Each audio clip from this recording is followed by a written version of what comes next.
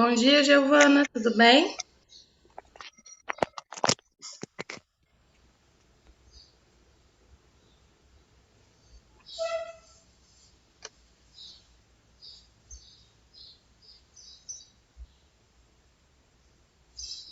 Tá me Bom ouvindo? dia, tô bem. E você? Tô bem, graças a Deus. Quanto tempo, né? A gente não tem aula.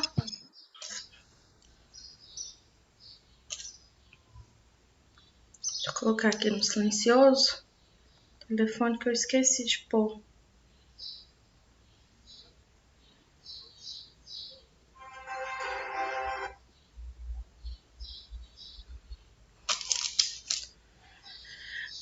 Meninas, bom dia. Para quem eu não falei, sejam bem-vindas à nossa aula.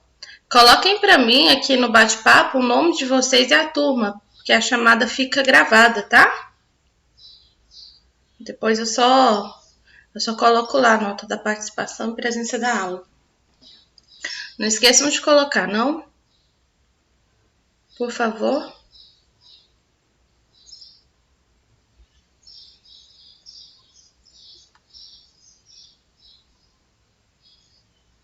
Isso.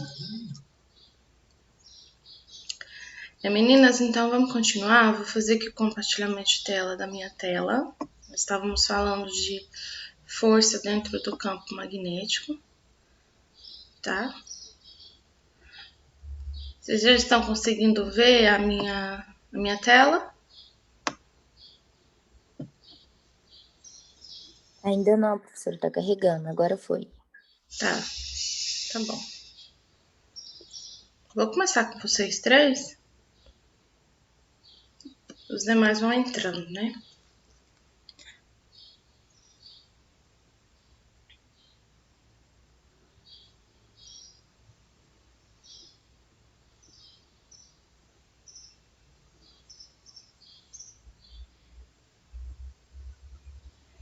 Então vamos lá. Vamos falar de indução magnética. Isso aqui é dando continuidade. Tem alguns exercícios para serem feitos. Eu vou passar tudo junto depois lá no Google Forms para vocês fazerem, tá? A gente estava falando na última aula, acho que vocês nem lembram, né? O conteúdo da última aula. Vocês lembram do conteúdo da última aula? Esses são exercícios. Tanto tempo, né? Teve feriado. Então a gente falou disso aqui, ó, de força, né? O movimento da carga, né? A intensidade desse movimento, né? A força magnética sobre uma carga elétrica. Então a gente falou, essas aqui são as fórmulas que se utiliza, tá? Aí a gente, para calcular a força, a intensidade da força é igual ao vetor vezes a carga vezes o sentido dela, que é a velocidade, tá? Vezes seno, tá? A gente vai fazer uns exercíciozinhos sobre como calcular isso daí. Continuando esse assunto, nós vamos falar disso daqui hoje, sobre indução magnética, tá? Então, o fluxo magnético, que é representado por essa letrinha grega aqui, que eu esqueci o nome desse ângulo. Alguém lembra o nome desse ângulozinho aqui? Esqueci. Alguém sabe? Sim, não? Vou olhar depois e falo para vocês, porque eu não lembro não. O fluxo magnético foi estabelecido pelo inglês Michael Faraday, tá?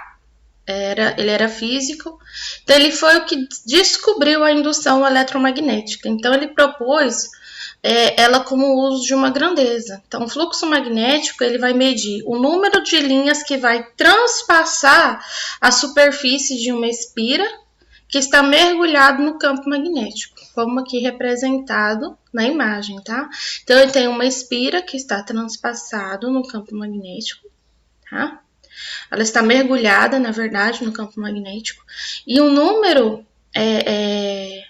de linhas que atravessa essa superfície é o que eu vou ter como fluxo magnético, tá bom? Então, o fluxo magnético, representado por essa letrinha aqui, é uma letrinha grega, em uma espira é definida pelo produto, tá? E aí a gente vai ver aqui, pelo produto, como, né? Eu tenho aqui o fluxo magnético, que é o meu sentido, minha intensidade, vai ser igual o meu vetor, vai ser igual o meu vetor vezes a área da minha superfície, vezes o cosseno, que é o ângulo entre a normal, a superfície, né, e o vetor do campo magnético, tá? Então, isso aqui é o que seria o cosseno disso, tá bom? É o ângulo que eu vou ter entre a superfície, né, normal a superfície, e o vetor do campo magnético. Então, essa unidade, ela é calculada em Weber, tá bom? WB. Então, se eu tenho uma espira que está inclinada em relação ao vetor, como no exemplo A, ela será atravessada, né, por um número de linhas de indução menor do que aquele que atravessa quando ela é perpendicular, tá? Ao meu vetor, que é, no caso, o B. Então, esse fluxo, ele é, consequentemente, também menor. Mas quando a aspira ela é paralela ao campo, ela não é atravessada por linhas de indução. Então, o fluxo ela é nulo, tá? Como aqui, ó. Nesse caso aqui é nulo. Então, quando eu tenho um caso como A, que ela é inclinada, então o meu cosseno ele vai ser menor que 1. Quando ela é, nesse caso aqui, perpendicular, o meu cosseno ele é igual a 1. Quando ela tá paralela, como é o caso C, aí o meu cosseno é 0, tá? Então, é assim que funciona, tá bom? Então, a indução eletromagnética, ela vai acontecer quando? Toda vez que o meu fluxo magnético, ele vai através de um círculo, ele vai variar com o tempo. Então, ele vai surgir, então, um circuito e ele tem uma forma induzida. Então, as maneiras da gente variar esse fluxo, ele é calculado sempre por essa intensidade, tá? Como mostrado aqui, ó, a intensidade vezes o meu vetor, tá? Vezes o meu cosseno. Então, aí, ó, ela vai variar, né? Basta a gente aproximar, então, ou afastar ela do ímã, que é o solenoide de uma espira, e aí a gente vai manter o solenoide fixo. E aí nós vamos ter uma variação de resistência, que é o que a gente chama de reostato, e como consequência disso, a gente vai variar o campo magnético em que ela está girando, tá? Então, é como representado aqui, ó. Quando se aproxima, você vai ter aproximando ou afastando, tá? Próximo ou afastado. É isso que a gente vai ter, tá bom? Outro desenho para representar isso. Quando a gente quer uma variação do ângulo, basta a gente fazer com que a espira ela gire. E aí a gente vai ter isso aqui, ó. Temos um ângulo fixo, o ângulo do vetor, tá? E aqui, ó, é onde ela vai se movimentar. Feito isso, gente, o que a gente vai ter? Quem entrou agora na aula, Michele, coloca para mim o nome no bate-papo e a turma para ficar gravado sua presença, tá? Joyce também, por favor. Tá bom. E aí, ó, a gente vai ter aqui, ó, a variação da própria área, tá? Então, a gente tem o exemplo 4 e o exemplo 5. Quando isso acontece, eu tenho uma variação na área. Olha só aonde tá aqui, ó, o meu... elas são paralelas, tá vendo? O xizinho é que tá representando esses feixes que se transpassam, tá? E aqui é onde tá o meu vetor. Tá? Com isso, gente, a gente chega numa lei, que é a lei de Lenz, né? Ela vai permitir determinar o sentido em que essa corrente elétrica ela é induzida. Então, ó, é importante que a gente saiba isso aqui, ó. O sentido da corrente elétrica induzida é tal que, por seus efeitos, ela opõe-se à causa que lhe deu origem, tá? Então, aqui, ó, na figura, a gente vai considerar o quê? Nós temos um circuito induzido por uma espira que está ligada a um amperímetro, né, de zero central. Isso aqui é muito utilizado, meninas, né, em eletricidade, tá? Então, eletricistas, eles usam muito esses cálculos aqui. Então, eu tenho aqui uma espira ligada a um amperímetro de zero central, e quando o polo norte do ímã ele se aproxima da espira, a corrente induzida ela vai ter um sentido que ela vai originar na face da espira que está voltada para o ímã, tá? Um polo norte. Esse polo ele vai se opor à aproximação do ímã. E aí é onde vai acontecer a variação do fluxo magnético, que é o que vai causar o Fê induzida. Então, quando ele se afasta do ímã, essa corrente induzida origina, né? Na face dessa espira, ela vai se originar uma outra corrente para o polo sul. E aí ela vai se opor ao afastamento do ímã. Então, o que acontece? Quando eu aproximo, eu estou indo para o polo norte. Quando eu afasto, a minha corrente ela está indo no sentido do polo sul, como aqui no exemplo B, tá? Então, quando eu aproximo, ó, a minha corrente ela vai em todo o sentido do polo norte. A corrente é o que está dentro desse campo aqui, ó, tá? Corrente elétrica. Quando eu afasto, ela vai ser toda voltada para o polo sul, tá? E aí, quando um observador observa essa corrente a olho nu mesmo, ele vai perceber que a corrente ela sempre vai estar no sentido anti-horário no exemplo A e no sentido horário no exemplo B, tá? Então, é só mais uma das definições, mas o que vai importar mesmo para a gente calcular é a lei de Faraday, que é chamada de Neumann. Ela vai permitir que a gente determine, então, o Fê induzida. Então, ela é uma média, né, da espira, que vai ser sempre igual ao quociente da variação desse fluxo magnético no intervalo de tempo em que esse sinal ele é trocado. Então, toda vez que eu tenho essa mudança de sentido, eu vou ter também um fluxo magnético em um intervalo de tempo e o meu sinal ele é trocado. Para me calcular isso, eu vou calcular usando essa fórmula, tá?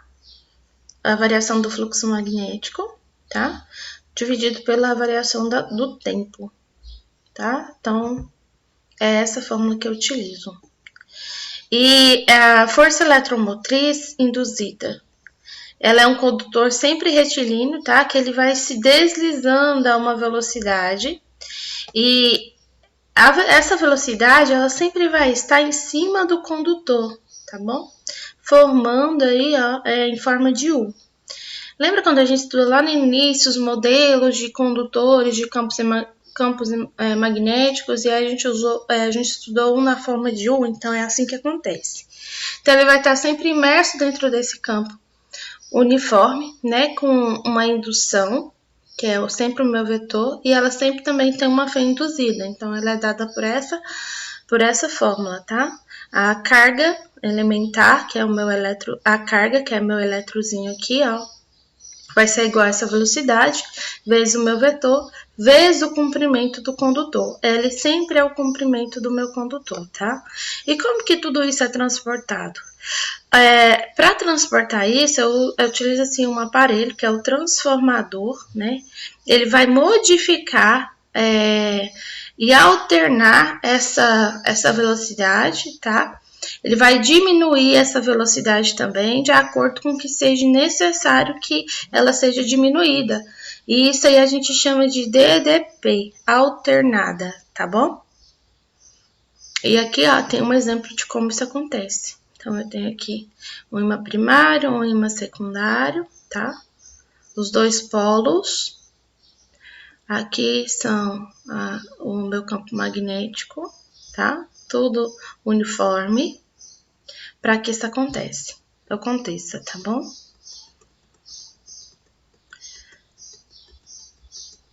E aí, gente, para concluir essa parte, porque aí vai ter mais exercícios para a gente praticar, a gente vai usar sempre o DDP de entrada, que é o meu UP, tá? E eu tenho o meu DDP de saída, que é o meu US, e aí eu vou ter o NP, que é o meu número de aspiras primários, dividido pelo número de aspiras secundários. E aí eu tenho minha corrente alternada primária, que é o IP, e a corrente alternada secundária, que é o IS. Que é o meu IS. Então eu vou pegar a minha corrente de entrada, né, no meu campo magnético uniforme primário, que é o de entrada, dividir pelo meu campo magnético uniforme de saída, igual a número de espiras primárias, que é o que está entrando, dividido pelo número de espiras secundários, tá? E aí, feito tudo isso, eu vou ter, então, que o meu campo magnético de entrada, que é o meu P, eu vou multiplicar ele pela minha corrente alternada primária, que vai ser igual à multiplicação do meu campo magnético de saída, multiplicado pela minha corrente alternada secundária, tá? Então, para registrar isso, né, a gente vai observar que sempre o transformador. Então, toda vez que o exercício falar de transformador e querer saber a quantidade, essa velocidade, ou o que tem de carga que entra, o que tem de carga que sai, eu tenho que usar essas fórmulas aqui, tá? Então, no transformador, ele vai funcionar como um elevador de tensão. Então, quando o número de espiras do secundário é maior que o primário, tá? Ele vai sempre usar isso. Então, esse elevador de tensão ele vai funcionar assim. Quando eu tenho um número de espiras do secundário, é sempre maior que o primário. E quando for o contrário, o transformador ele vai funcionar como rebaixador de tensão. Então, o transformador, ele vai ser um elevador quando, não esqueça disso, quando o meu número de espiras secundário é maior que o primário. E ele também funciona como rebaixador, como o meu número de espiras primário é maior que o secundário, tá? Então, funciona dessa forma. Vocês têm alguma pergunta? Esse assunto ele é meio enjoado mesmo. Ele é meio que parece até meio grego. Mas vocês conseguiram entender um pouco de como que isso funciona na teoria? Falem para mim saber, por favor. Ih, Giovana tá travando? Alguém mais viu travando a aula ou não? Giovana, Não, boa.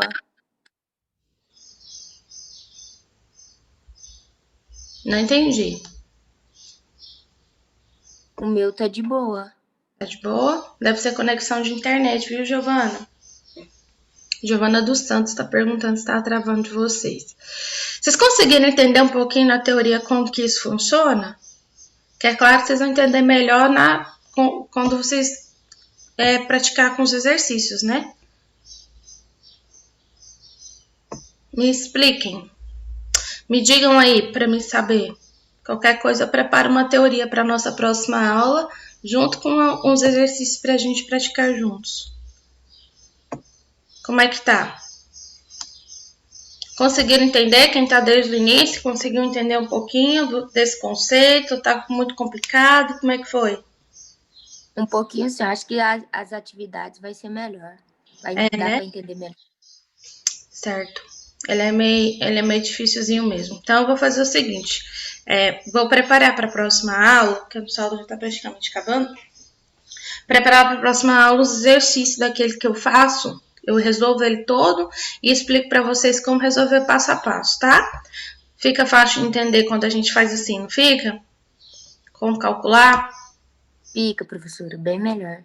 Então, vou fazer assim para a gente praticar. A gente vai rever os dois conteúdos, né? A gente vai falar de força, tá? Dentro do campo magnético e desse conteúdo que a gente viu hoje, tá? Vocês têm alguma pergunta, alguma dúvida? Alguém quer acrescentar alguma coisa?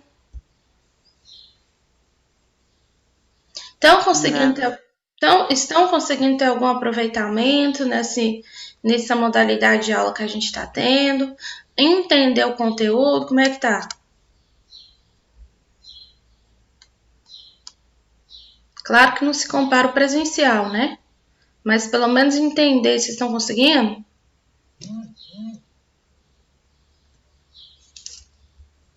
Dá pra entender alguma coisa, né? Alguma coisinha salva, Michele? Alguma coisa dá pra entender. O ruim também é que as aulas são muito poucas, né? Uhum. Ficou devido à quantidade de disciplinas, ficou bem poucas as aulas, né? Então tem isso também. Então tá bom, fora os feriados, né? Que caiu bem no dia das nossas aulas. Então a gente se encontra agora só na próxima semana, porque é só na segunda, né? Eu vou preparar para vocês uns exercícios bem tranquilinhos de se entender desse conteúdo para a gente praticar, tá?